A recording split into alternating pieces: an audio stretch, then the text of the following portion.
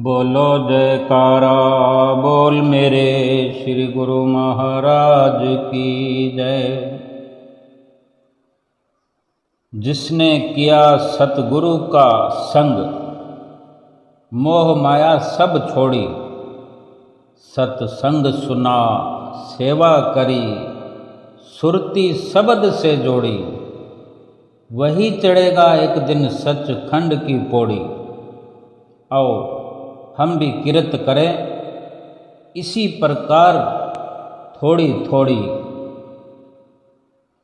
जिन मित्रों की मैत्री के कारण हम सतगुरु के वचनों की परवाह नहीं करते, जिन जिन से मिलते हैं, जिन जिन को मित्र बना के रखते हैं, जिनको मित्र समझते हैं, क्या हमने कभी सोचा कि वो कभी ना कभी धोखा ही देने वाले हैं? क्योंकि संसार केवल और केवल धोखा है, फ्रेब है, मोह का जंजाल है, जी का जंजाल है, गले की फांस है। ऐसा भटकाएगा, ऐसा पथ विचलित करेगा कि फिर मनुष्य जीवन से 84 लाख योनियों में जाकर गिरा देगा।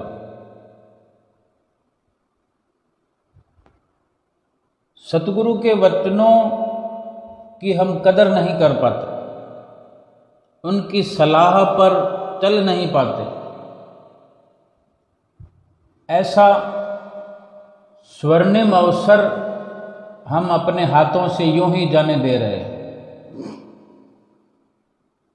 वक्त की कदर करेंगे तो भी वक्त चलता चला जाएगा, और वक्त की कदर नहीं करेंगे, वक्त को उलूल जुलूल फिजूल बातों में, फिजूल कामों में लगाए रखेंगे तो भी वक्त चलता चला जाएगा। वक्त ने तो चलते रहना है, और चलते चलते चलते पूरा समय जो हमें मिला वो समाप्त हो जाएगा।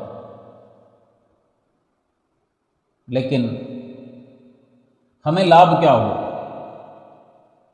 जो लाभ हो सकता था, जो लाभ हम उठा सकते थे, उस लाभ से महरूम हो गए हम। इस मनुष्य जीवन में खाली रह गए हम। केवल खाली ही रह जाएं तो भी कोई बात नहीं, लेकिन साथ के साथ बोझ अपने सिर पर चढ़ा लिया जो जन्म जन्मांतरों तक उतारते उतारते उतारते उतारते उस अंधेरे में भटकते भटकते हम एक ख्याल करें कि हमें किसी अंधेरे कमरे में बिठा दिया जाए, न पंखा हो न लाइट हो, कितनी देर बैठेंगे हम? अंधेरे में बैठ जाएंगे, फिर गर्मी में कितनी देर रहेंगे? हवा के बिना कितनी देर रहेंगे?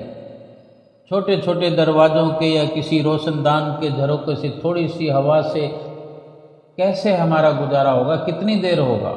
1 घंटा 2 घंटा पसीने से तरबतर हो जाएंगे हम। अभी देखते हैं कि अगर लाइट चली जाती है, पंखा बंद हो जाता है, रोशनी के बिना घंटे 2 घंटे गुजार सकते हैं। रोशनी हम थोड़ी बहुत कर लेते। जिनको परेशानियां होती है लाइट से, तो बहुत सारे उपकरण लाइट से चलते हैं। मोबाइल चलता है, टीवी चलता है, लैपटॉप चलते हैं, कंप्यूटर चलते हैं, बड़े बड़े हिसाब किताब सब रुक जाते हैं। तो कुछ ना कुछ इलाज कर रखा होता है। लाइट जाने के बाद भी बहुत सारे ऑप्शन हैं जो ले रखे होते हैं, काम चल जाता है, पंखे भी चल जाते हैं। लेकिन अगर ये ना हो, अंधेरे में रहना पड़े, गर्मी में रहना पड़े, कितनी देर रहेंगे? या जिस मकान में लाइट ना हो, हम उस मकान में रहें, परिवार के साथ रहें, अकेले रहें, हम बहुत सारे लोग इकट्ठे हो जाएं कि लाइट नहीं है तो हम सब लोग मिलकर मुकाबला करेंगे लाइट से, गर्मी से मुकाबला करेंगे। जितने ज़्यादा लोग बढ़ेंगे गर्मी उतनी बढ़ जाएगी। उसका ठीक से इंतज़ाम करना पड़ेगा या वहाँ से चले जाना पड़ेगा, वहाँ नहीं रह सकते। फिर कोई इंसान चाहेगा नहीं कि वो कमाई करता हो, पैसा कमाता हो और वो दुखी परेशान बेहाल रहे, बल्कि ऐसा होता है कि जहाँ हम लाइट में, रोशनी में रहते हैं तो उसमें कुछ ना कुछ और सूक्ष्म से सूक्ष्म विचार करके देखते हैं कि इस लाइट को कुछ इस प्रकार बढ़ाया जाए, रोशनी इस प्रकार से हो कि किसी भी प्रकार से पढ़ाई की जाए, कंप्यूटर इस्तेमाल किया जाए, लैपटॉप इस्तेमाल किया जाए, मोबाइल इस्तेमाल किया जाए तो साफ साफ बिल्कुल से लाइट का लाभ मिले, कहीं किसी प्रकार से अभाव ना हो। और गर्मी की बात करें तो पंखा चलता हो तो पंखे के बाद हम सोचते हैं कि कहीं पंखा ठीक होता है, कभी पंखे की गर्म हवा आती है, बाहर का वातावरण होता है, कभी गर्मी होती है, धूप ज़्यादा होती है, तो पंखा तो वही वातावरण बनाता है जो बाहर से हवा खींचता है। जिस प्रकार का वातावरण बाहर होता है लगभग उसी को बनाकर ही पेश करेगा।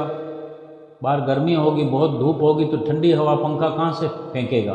फिर उसके लिए व्यवस्था होती है, उसके बाद कूलर होता है कि उसमें पानी डाला हुआ होता है तो वो पानी के जरिए वो ठंडी हवा फेंकता है, तो वो साधन अपनाता है। फिर उसमें भी अगर किसी को थोड़ी सी दिक्कत होती है कि पानी बार बार डालना पड़ता है या कूलर चाहे कम ही करता हो लेकिन आवाज़ करता है, उसके मुकाबले एसी ठीक है। फिर वो एसी का इस्तेमाल करता है, एसी लगाते हैं, दीवार पर लगा दिया जाता है, बीच में कहीं अवरोधक भी नहीं बनता कूलर की तरह, वो दीवार में ऊंचाई पर लगा दिया जाता है, उसमें रोज़ रोज़ पानी नहीं भरना पड़ता और कमरे को ठंडा भी कर देता है। और उसी के मुकाबले कोई व्यक्ति ऐसा हो कि कमाई करता हो, काम धंधा करता हो, बैलेंस भी हो और वो ऐसी तो क्या कूलर भी ना लगाए, पंखे से काम चलाए, अधिक ज़्यादा लाइट रोशनी हम देखते हैं बहुत से घरों में हम जाते हैं तो बहुत कम हल्की लाइट जलाकर रखते हैं, पर्याप्त मात्रा में रोशनी भी नहीं होती। तो उनका एक नज़रिया होता है कि ज़्यादा क्या करना है जलाकर, कम से कम इतनी रोशनी तो होनी चाहिए कि एक दूसरे को देख सकें आराम से, फर्श पर कोई चीज़ गिर जाए तो वो देख सकें। बचत वहाँ पर उस ट्यूबलाइट की रोशनी की बचत करने के इतने बड़े मायने नहीं हैं। वहाँ पर हम देखते हैं कि लाइट की तो इस प्रकार बचत करते हैं, 24 घंटे में अगर 2-4 ट्यूबलाइटें अगर 2-4 कमरों में अगर एक्स्ट्रा जल रही हैं, बड़ा कमरा है वहाँ पर 2 ट्यूबलाइट लगी होनी ज़रूरी है, छोटे कमरे में 1 होनी चाहिए। लॉबी में अगर 4-5 लोग बैठे हैं, 2 कमरों जितनी लॉबी है तो कम से कम 2 ट्यूबलाइट वहाँ होनी चाहिए। तो 1 ट्यूबलाइट जल रही होती है या एक मरकरी बल्ब लगा देते हैं 15 वाट का, 40 वाट का, जिससे पर्याप्त रोशनी नहीं होती। और इस प्रकार की दिक्कत के कारण कुछ लोग ऐसे होते हैं जो रोशनी में रहने वाले होते हैं तो उनको अजीब सा लगता है, वो बैठना पसंद नहीं करते। पैसे के खर्च को बचाने की बात नहीं होती, क्योंकि वहाँ पर 50,000 रुपये का फ्रिज रखा होता है, 40 से 50,000 का ऐसा फ्रिज होता है बड़ा, जहाँ पर अगर 20,000 वाला भी फ्रिज रख दिया जाए तो काम चल सकता है। तो कितना खर्चा बचेगा, कितनी लाइट बचेगी और कितने पैसे का काम कितने पैसे में हो जाएगा, 50 वाला काम 20 में हो जाएगा। और लाइट की हम ट्यूबलाइट की कितनी बचत कर लेंगे जो हम कम मात्रा की रोशनी में हम रह रहे हैं। बहुत से कार्य होते हैं, कम से कम पर्याप्त रोशनी होनी चाहिए, तो वो अक्लमंदी की बात नहीं है। और एक ऐसा व्यक्ति है जो कूलर नहीं चलाता, पैसा होने के बावजूद, एसी की तो बात ही छोड़ो, और गर्मी के अंदर व्यतीत करता है समय अपना, और आने जाने के लिए उसने साइकिल रखा हुआ है। आज आधुनिक युग के अनुसार कम से कम इतना भर होना चाहिए कि जो कमाई की जाती है उसका लाभ उठाया जा सके। अगर लाभ नहीं उठाएंगे तो रुपया तो बेकार चला जाएगा। हमने जिस रुपए को पाई पाई करके जोड़ा वो हम नहीं खा सके होने पर भी हम अपनी आंखों के सामने जोड़ते रहे और जाते वक्त हम उसको देखते देखते चले गए, साथ नहीं ले जा सके और असुविधाओं के अंदर जीवन व्यतीत कर दिया। इसी प्रकार मनुष्य जीवन जो है बहुत बड़ी संपदा लेकर के हाजिर हुआ इस दुनिया में। ये दया प्रभु ने की कि उसको एक खजाना देकर बख्शा। वो खजाना कौन सा है? श्वासों का खजाना देकर भेजा मनुष्य जीवन में। कहने को कोई कह सकता है कि श्वास तो 84 लाख योनियों में सब में होते हैं श्वास, सभी को ये खजाना मिलता है। लेकिन वो तब 84 लाख योनियों में जब श्वास मिलते हैं तो वो खजाना नहीं होता, वो तो बेकार ही जाने वाले हैं ना। वो जीव जंतु उन श्वासों को काम में ला करके वो संपदा एकत्र नहीं कर सकते जिसको कहा जाए कि श्वासों का सदुपयोग हो गया। वो तो खाली लुटाने के लिए श्वास तो खाली ही जाने वाले हैं। लेकिन मनुष्य के जीवन में ये श्वासों का खजाना ऐसे इसलिए कहा जाता है कि ये श्वासों का सदुपयोग करके इन श्वासों के बदले एक मिसाल कायम कर सकता है। मनुष्य जीवन का तो लक्ष्य ही यही है। मनुष्य जीवन मिलने का, मनुष्य जीवन प्राप्त करने का मकसद ही यही है। प्रभु ने भी इस उम्मीद के साथ हमें ये श्वासों का खजाना दिया है कि श्वास को खर्च करके असुविधाओं को मिटाते हुए सुविधा के अंदर, भरपूर सुविधा के अंदर सुरक्षित जीवन मनुष्य का जी करके व्यतीत करके श्वासों को खर्च करके मेरी बारगाह में आकर मुझसे नज़र मिलाएगा और मेरे पूछने पर कहेगा कि मैंने आपकी आज्ञा का पालन किया। लेकिन अगर ऐसा नहीं हो पाएगा, मनुष्य आंख मिलाने के काबिल नहीं रहा, प्रभु परमात्मा के सामने जाकर खड़ा होने के काबिल नहीं रहा क्योंकि उसने आज्ञा का पालन नहीं किया, श्वासों का जो है दुरुपयोग कर दिया। श्वासों से जो धरोहर एकत्र करनी थी, जो धन प्राप्त करना था भक्ति का, श्वासों को भक्ति के रास्ते पर चलाया ही नहीं।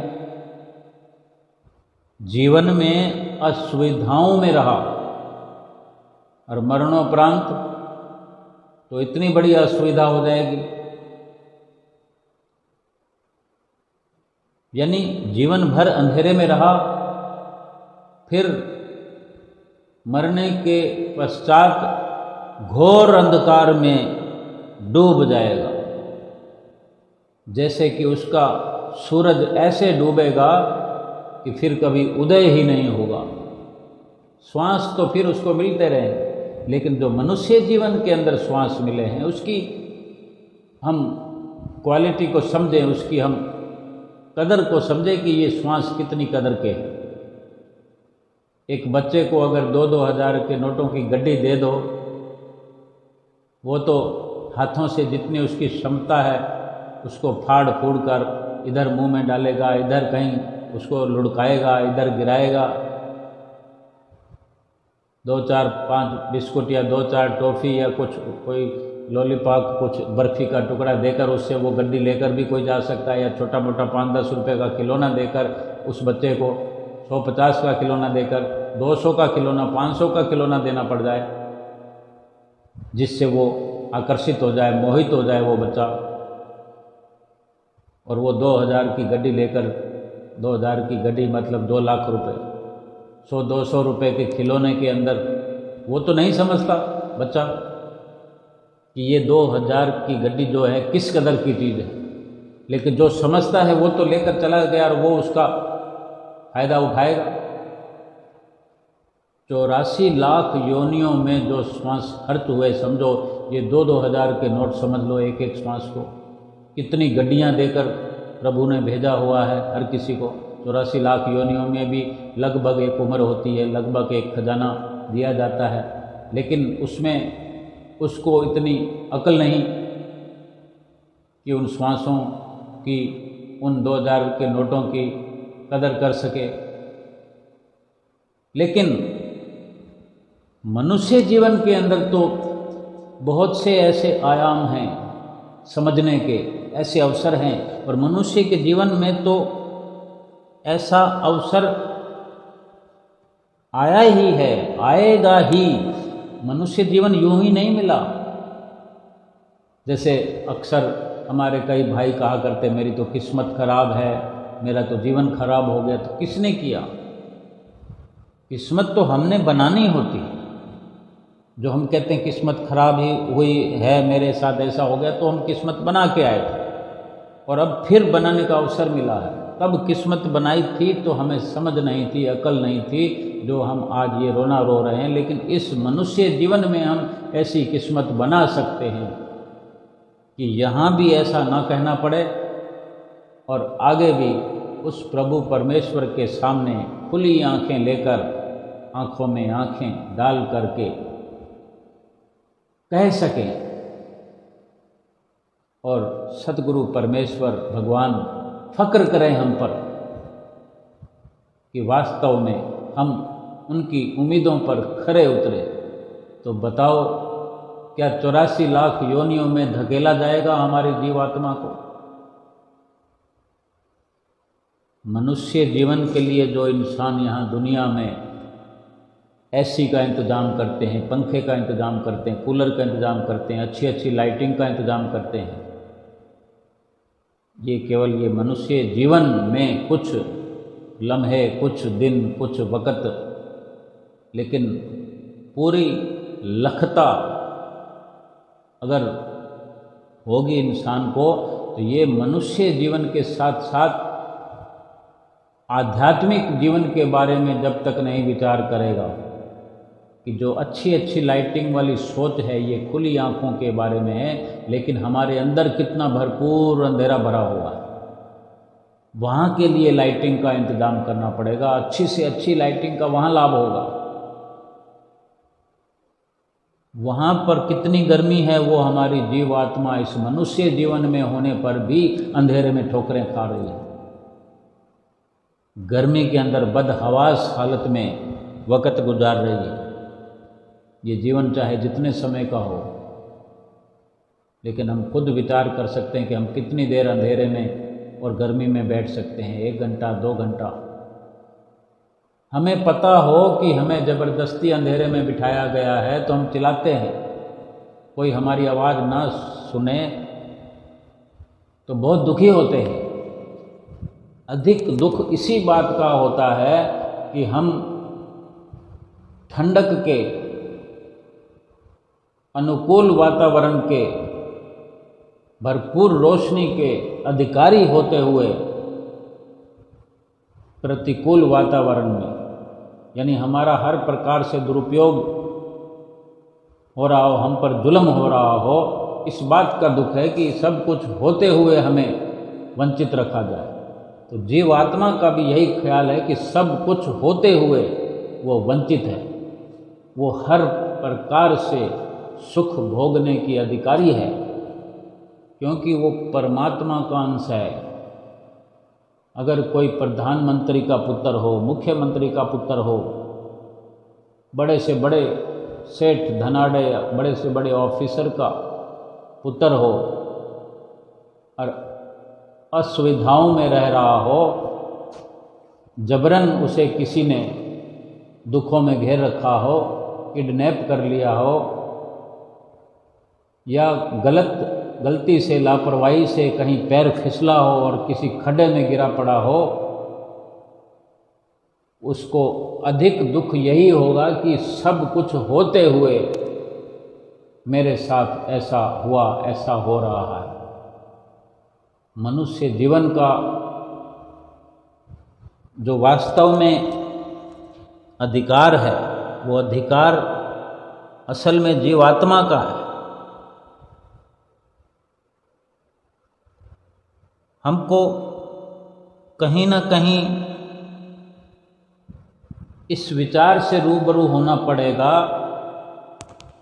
कि जीवात्मा जो अधिकारी है जो अधिकार वो रखती है वो परमात्मा का अंश है। परमात्मा से बड़ा तो कोई सेठ नहीं है, कोई प्रधानमंत्री नहीं है, कोई अरबपति खरबपति कोई भी हो। परमात्मा मीन्स परमात्मा, परमात्मा का अंश है, परमात्मा की पुत्र है, परमात्मा की औलाद है, परमात्मा का बच्चा है ये हमारी जीवात्मा।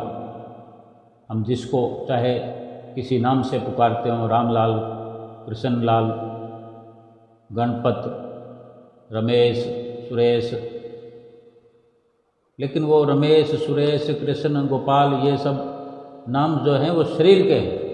आत्मा का कोई नाम नहीं है। आत्मा के दूसरे नाम जरूर हैं। आत्मा का नाम रूह है, आत्मा कह दो, जीवात्मा कह दो, रूह कह दो, परमात्मा की अंश कह दो,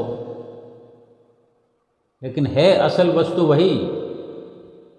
शरीर तो केवल उसको बिठाने का एक रथ है।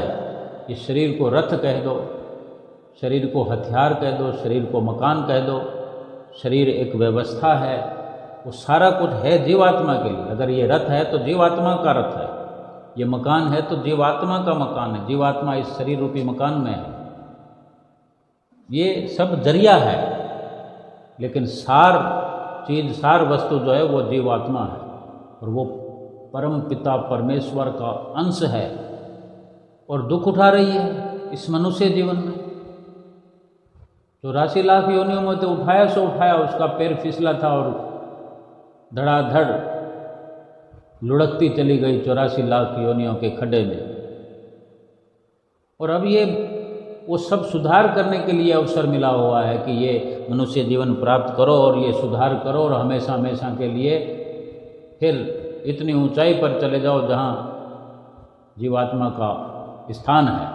परमात्मा, जब परमात्मा के अंश है तो परमात्मा का घर ही, और परमात्मा से मिलने यानी बेटे का घर तो, बेटे का ठिकाना तो बाप का घर है, जीवात्मा का भी ठिकाना परमात्मा का घर है। परमात्मा से मिलना इसका लक्ष्य है, मकसद है, इसका अधिकार है।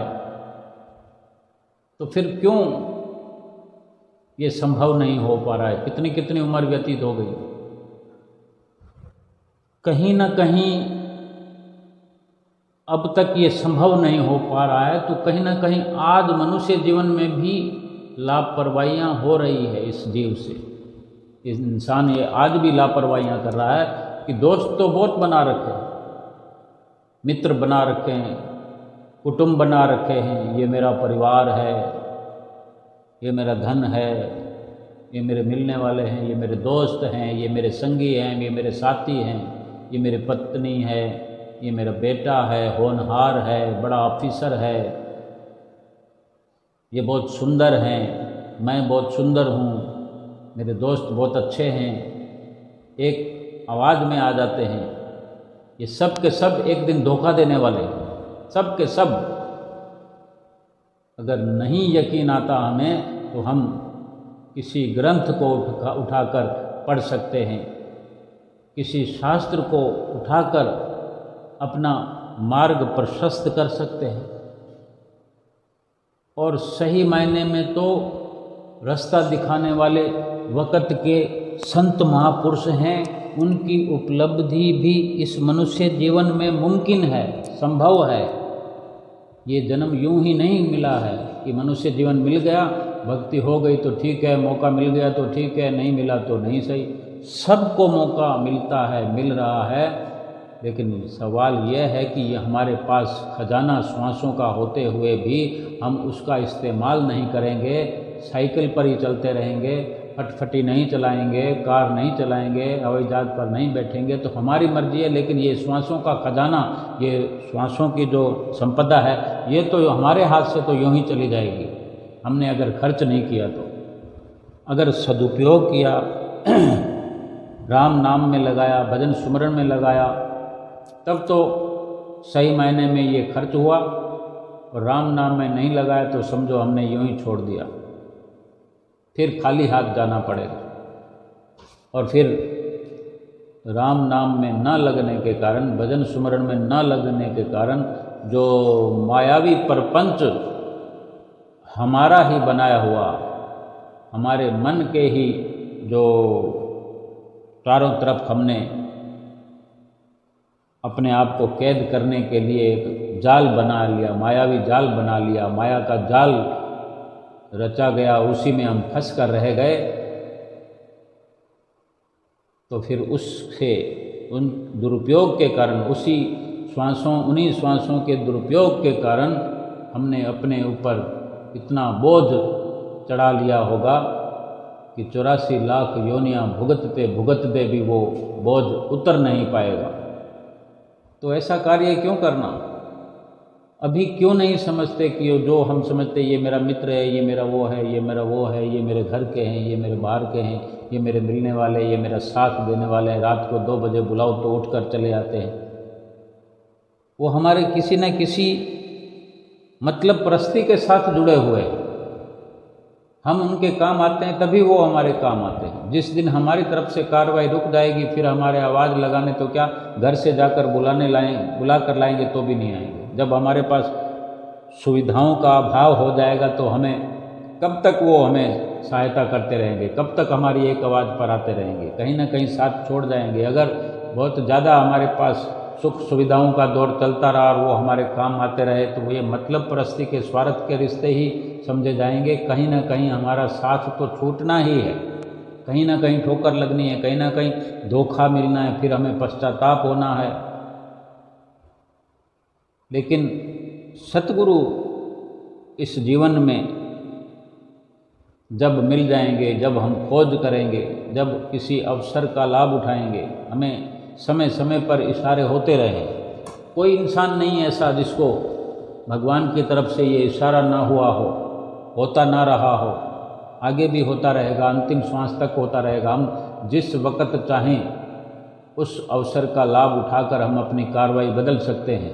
दुनिया के अंदर मित्र बनाना छोड़ सकते हैं, दुनिया के अंदर भरोसा करना छोड़ सकते हैं। ये समझ सकते हैं कि दुनिया एक धोखा है, एक भुलेखा है, भूल भुलैया है। इस दुनिया के अंदर कोई भी सच्चे सुख को नहीं पा सका जब तक कि उसने सतगुरु की शरण ना ली हो और सतगुरु की शरण अपना करके उनके बताए हुए रास्ते पर न चला हो। लाभ नहीं उठा सका वो जीवन का। और जिन्होंने सतगुरु की शरण में आकर के इतिहास भरे पड़े हैं, ग्रंथ भरे पड़े हैं, शास्त्र भरे पड़े हैं, वचन भी हैं, कहीं से भी शुरुआत कर लें, किसी भी गीता के ज्ञान से, महाभारत के ज्ञान से, रामायण के ज्ञान से, शास्त्रों में बाइबल है और बहुत सारे गुरबाणी हैं, ये कुरान है, कहीं से भी हम पूछें। फरमान है, लख पीर पैगंबर ओलिया, लख मुल्ला काजी शेख, शांत किसे ना आया बिन सतगुरु के उपदेश। हर प्रकार की वाणियों से एक ही संदेश मिलता है कि सतगुरु का जब तक साथ नहीं मिलता, सतगुरु की चरण शरण जब इंसान प्राप्त जब तक नहीं करेगा, शांति नहीं मिलेगी, सुख नहीं मिलेगा। वो शांति और सुख जीवात्मा का है जो अभाव में है, अंधेरे में है, भटकाव में है। जब सतगुरु चरण शरण मिल जाएगी, मन शीतल शांत हो जाएगा, जीवात्मा सच्चे सुख को पा जाएगी, अपने हितैषी परमात्मा की अंशी है और उससे जाकर मिल जाएगी। फिर रात और दिन उसी के ख्याल में ही, उसी की भक्ति में ही, उसी के सुमरन में लगकर संसार के सारे मित्रों को, कुटुंबियों को जो अपने से लगते थे, सबको धीरे धीरे धीरे पीछे छोड़ते हुए अपने तो केवल सतगुरु हैं। सतगुरु के सिवा कोई नहीं है अपना,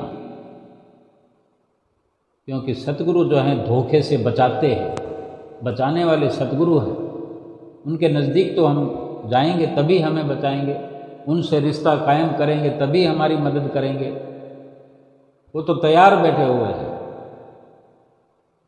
बस शर्त है कि हम पहुंचने की एक बार कोशिश करें। बुलाने के लिए भी हमें घर तक इशारे करते हैं, वो संदेश भेजते हैं किसी न किसी रूप में। हमें वो संदेश पढ़ने पड़ेंगे, हमें समझना पड़ेगा कि कौन सा संदेश कब आया और कहाँ से आया।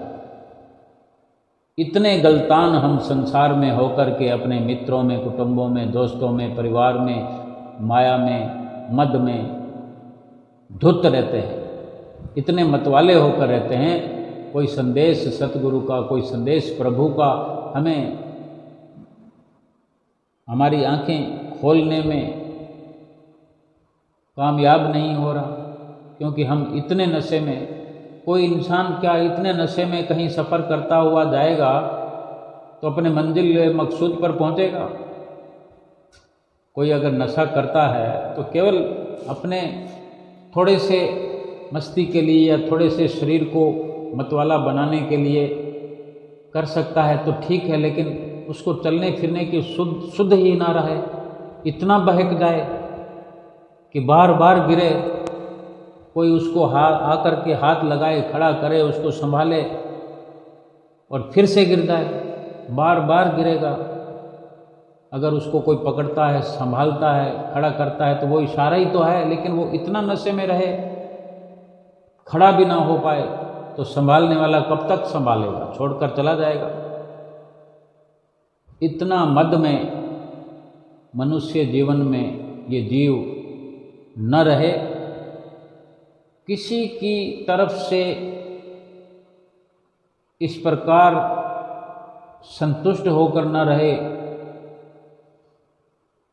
कि वो मुझे बचा लेगा, ये मेरे मित्र बचाएंगे, ये मेरे कुटुंबी बचाएंगे। जिस परिवार के लिए हम झूठ बोलकर धन कमाते हैं, जिस प्रकार के लिए हम कपट करते हैं, छल करते हैं, धोखे करते हैं लोगों से, वो खाने वाले खाएंगे, लेकिन जो कर्म हमने किए, किसी को दुख पहुंचाया, किसी का दिल दुखाया, किसी से छल किया, किसी से कपट किया, फिर इसका भुगतान कौन करेगा? ये इसका भुगतान हमारी जीवात्मा करेगी।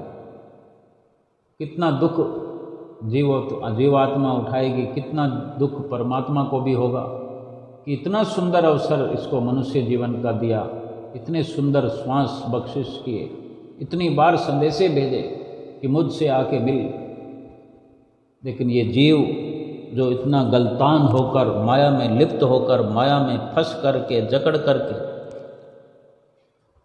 माया के गिलाफ इसके ऊपर चढ़े रहे, माया की नींद से जागने का प्रयास ही नहीं किया, सतगुरु के पास पहुंचने का यत्न भी नहीं किया,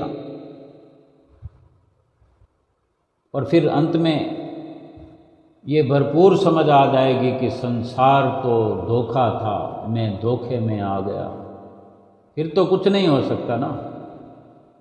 सब कुछ लुटा कर अगर होश में आए तो फिर क्या फायदा होगा? कुछ समय रहते, वक्त रहते संभल जाए जो, गिरना, लुढ़क जाना, फिसल जाना ये दुख की बात नहीं है, गिरकर नहीं संभलना दुख की बात है। गिरते संभलते, चलते चलते सतगुरु की शरण में पहुंचना आवश्यक है।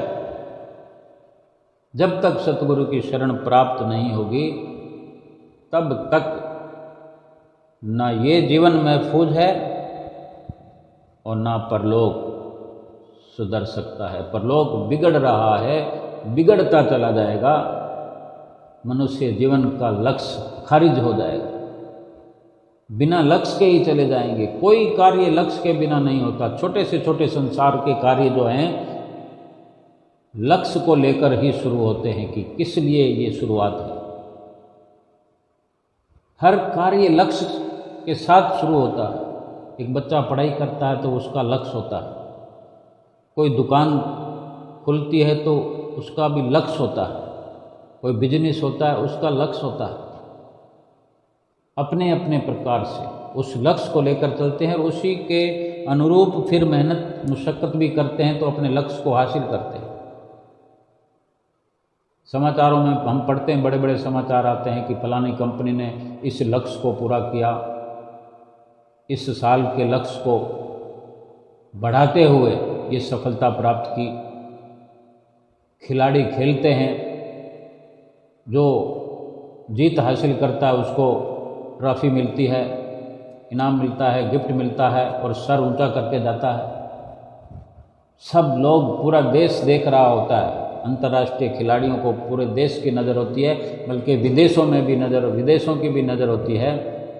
सम्मान की निगाहों से देखा जाता है कि वो देखो, वो लक्ष्य हासिल करके जा रहा है।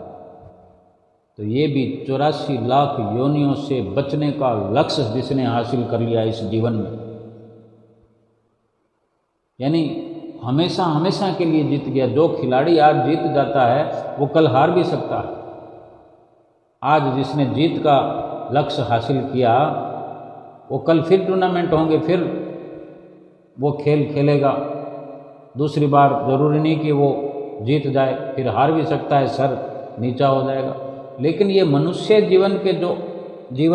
जीवन में जो आध्यात्मिकता है, भक्ति है, सतगुरु की चरण शरण से प्राप्त होने वाली भक्ति, जो मनुष्य जीवन का लक्ष्य है, ये एक बार हासिल कर लिया, सतगुरु की प्रसन्नता प्राप्त कर ली, सतगुरु के सामने सर उठाकर चलने का ये अधिकारी बन गया जीव। एक बार इसने 84 लाख योनियों से छूटने का लक्ष्य हासिल कर लिया, जीत हासिल कर ली, फिर दोबारा गेम खेलना नहीं पड़ेगा, दोबारा से मेहनत नहीं करनी पड़ेगी कभी। हमेशा हमेशा के लिए छुटकारा हो गया और हमेशा हमेशा के लिए मुख उज्जवल हो गया, सर ऊंचा हो गया, मालिक के कुल से मिल गया। जो बूंद सागर से मिल जाए वो भला फिर दोबारा क्यों भटकाव में आएगी? कौन उसको पहचानेगा बूंद के रूप में? वो तो सागर रूप बन गई, उसकी पहचान खत्म होगी, उसका अस्तित्व भी खत्म हो गया, वो सागर रूप कहलाएगी, हमेशा हमेशा के लिए कहलाएगी।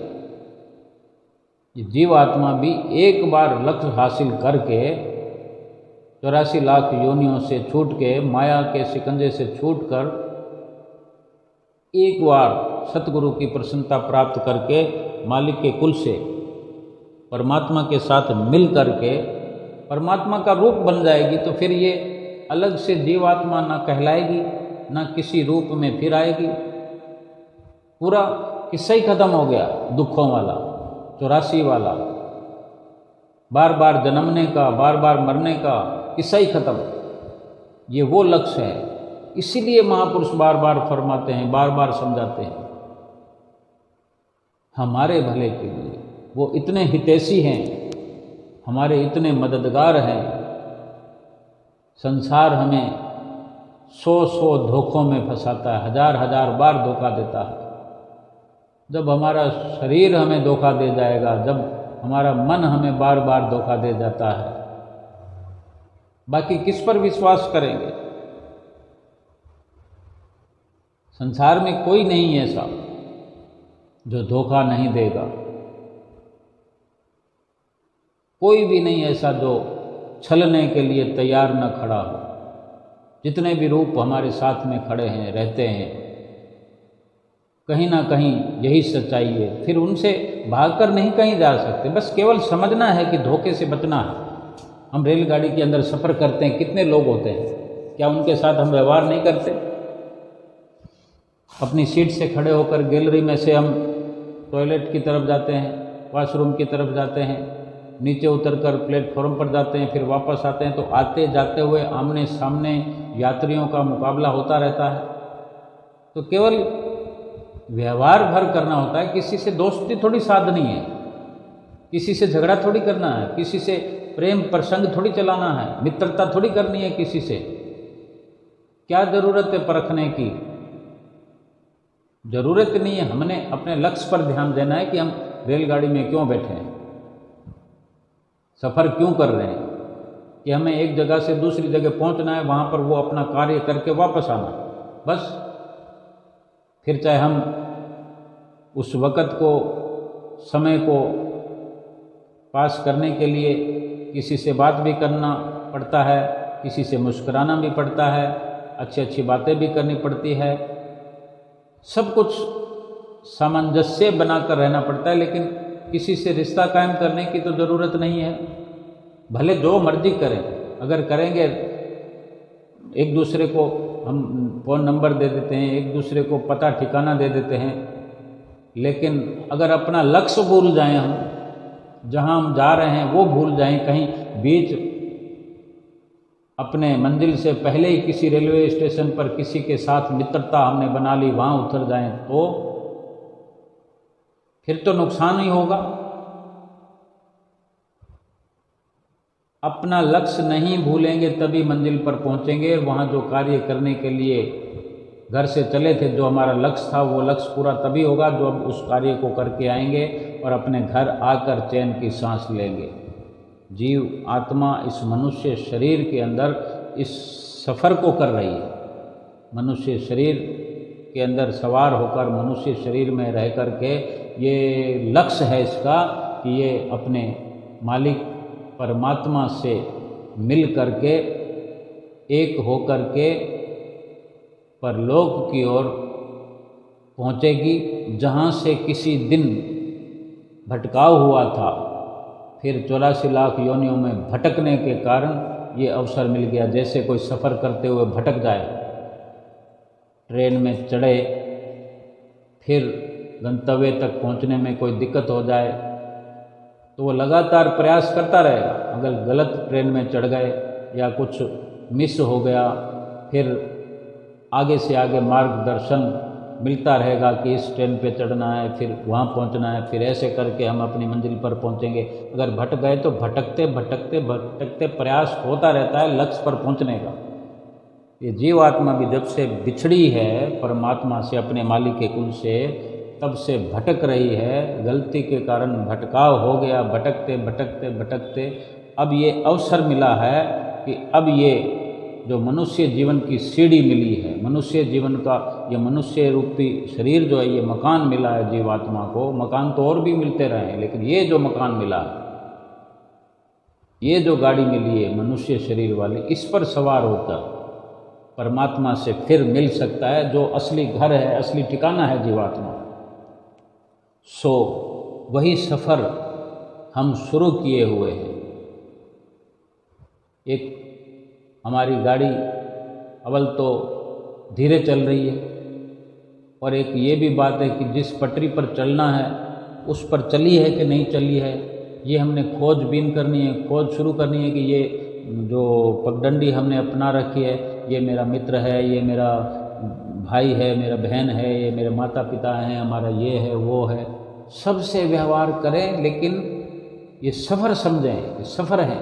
इस सफ़र के दौरान सब मिले हुए रिश्ते नाते, और इस सफ़र में इनके साथ अच्छे से व्यवहार करता हुआ, अच्छे से व्यवहार करते हुए, लेन देन करते हुए, अपना लक्ष्य वही है, अपने लक्ष्य को याद रखना, हर पल याद रखना, हर समय याद रखना, नींद में भी याद रखना। हम रेलगाड़ी में अगर सीट पर सोए हुए हैं तो नींद में आकर टिकट देखने के लिए अचानक से कोई जगा दे, या कोई दूसरा यात्री हमें आकर जगा दे कि भाई तुम हमारी सीट पर सोए पड़े हो, तो हम उसको प्रूफ दिखा देते हैं कि देखो हमारे पास इसी नंबर का ये टिकट है, इस पे नंबर लिखा है, चेक कर लो आप। यानी इतने होश व हवास में रहते हैं अपने लक्ष्य के प्रति, हम सफ़र किस प्रकार से कर रहे हैं। अपनी सीट पर बार बार उठते हैं, बार बार वहीं आकर बैठ जाते हैं। कितनी बार अपनी मंजिल पर पहुंचने से पहले कितनी बार नीचे उतरते हैं, प्लेटफार्म पर जाते हैं, कभी वॉशरूम में जाते हैं, तो कई बार हम डिब्बे की भूल जाते हैं लोकेशन कि हम इधर थे कि उधर थे, तो हम दूसरे डिब्बे में चले जाते हैं। हम 3 नंबर बोगी में हैं तो हम 4 नंबर में चले जाते हैं। फिर लगता है कि ये लोग नहीं हैं, जहाँ मैं था वहाँ तक हम पहुँचते हैं अंदाजन, क्योंकि हर बोगी के अंदर 1, 2, 3, 4 नंबर से सीटें शुरू होती है। तो हम अपनी सीट पर जाते तो वहाँ कोई और सोया है, कोई और बैठा है, तो फिर हम देखकर समझ जाते हैं कि हमसे भूल हो गई। भूल को सुधारने के लिए फिर वहीं आते हैं हम जहाँ से भटकाव हुआ, फिर वहाँ से फिर अपनी दिशा बदलते हैं कि हम इधर की बजाय उधर चले हुए। तो हमें ये जांच करनी पड़ेगी कि हम जो चल रहे हैं हमारा सफ़र सही है। एक मिथ्या भ्रम जो हमारे अंदर पड़ा हुआ है मकसद केवल यही है कि इस भ्रम से हमने आगाह रहना है कि कोई भी मित्र संसार में है नहीं, हो नहीं सकता। मित्र हितैषी वही जो जीवात्मा का भला करे, जीवात्मा की मदद करे। वो कोई भी है, वो सतगुरु ही हो सकते हैं, जीवात्मा का उद्धार करने वाले, जीवात्मा का भला करने वाले। बाकी जो हम कहते हैं कि ये मेरा मित्र है, ये मेरा भाई है, ये मेरा दोस्त है, ये मेरा पड़ोसी है, ये मेरा अड़ोसी है, वो सब के सब एक दिन छोड़ जाने वाले हैं। धन पर भी अगर भरोसा किया, धन माल पदार्थ पे भरोसा किया, ये मेरा माल है, ये मेरा खजाना है, वो सब के सब रह जाने वाले हैं, छोड़ जाने वाले। जो छोड़ जाने वाला है वो धोखा ही होता है। अगर हमें किसी ने छोड़ दिया, जानबूझकर छोड़ दिया, तो वो धोखा ही होगा। तो सब जानबूझकर, कोई तो बड़ी बुरी तरह से हमें छोड़ जाते हैं जिनको अपना समझते हैं, और हमें सदमे लग जाते हैं, सदमा हो जाता है। हम अपने जीवन को बेकार कर लेते हैं, बेकार समझ लेते हैं। किसी भी अवस्था में अपने जीवन को बेकार नहीं समझना, कभी भी। ये जीवन बहुत अनमोल है। कोई गलत कदम जीवन में उठाने का संकल्प भी मन में ना आए, विचार भी मन में ना आए, ये जीवन बहुत अनमोल है। हम बहुत से लोगों के साथ में रहते हैं, बहुत सारे धोखे हमें नज़र भी आते हैं, लेकिन फिर भी हम सुधार की स्थिति में नहीं आते। एक धोखा अगर खा रहे हैं तो फिर किसी और धोखे की ओर बढ़ते चले जाते हैं। असल में जो ये जिक्र हो रहा है, हम कर रहे हैं, सुन रहे हैं, वो केवल और केवल सतगुरु की शरण में जाने से ही सब कुछ ज्यों का त्यों समझ में आ जाता है। फिर कभी संसार में इस प्रकार से इंसान, ये जीव लगाव ही नहीं करता और ना ही धोखा खाता है। जब समझ आ गई धोखा है तो कहीं दिल लगाया ही नहीं जाएगा, तो धोखा खाएगा क्यों? किसी को अपना समझेगा ही नहीं तो बेगानियत का एहसास क्यों होगा? हम कहते हैं कि वो हमारा, इतना हमने अपना समझा उनको, तो वो तो बेगाने हो गए। जब हमें समझ आ गया कोई अपना है ही नहीं, जब हम किसी को अपना बनाएंगे नहीं, तो फिर बेगाना होने का अंदेशा ही नहीं रहेगा। इसलिए सतगुरु ही हमारे हितैषी हैं, हर धोखे से बचाने वाले, हर धोखे से रक्षा करने वाले। और धोखा खा ही नहीं सकते हम जब सतगुरु के वचनों पर चलेंगे, सतगुरु की चरण शरण हासिल करेंगे, उनसे नाम की कमाई, नाम उपदेश लेकर जब नाम की कमाई करने में लग जाएंगे, तो फिर धोखे सब खत्म हो जाएंगे और केवल अपना लक्ष्य प्राप्त करते हुए इस लोक से परलोक बड़े आनंद में, खुशी में, सुख में, शांति में समा जाएंगे। बोलो जयकारा, बोल मेरे श्री गुरु महाराज की जय।